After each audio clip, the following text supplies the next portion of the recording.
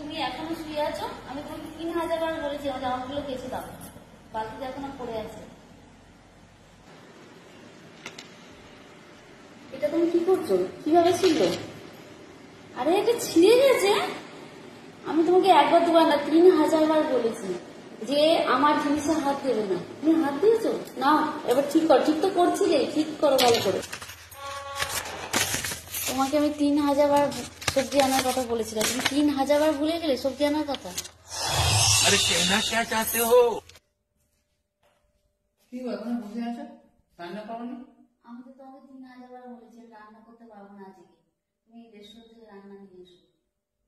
আরে বাবা, খালি সকাল থেকে 3000 3000 3000। ए उठा ले रे देवा, उठा ले रे बाबा। তুমি বলো তোমার টাকা এনা এনা এনা যাচ্ছি না, নাও তোমার টাকা না।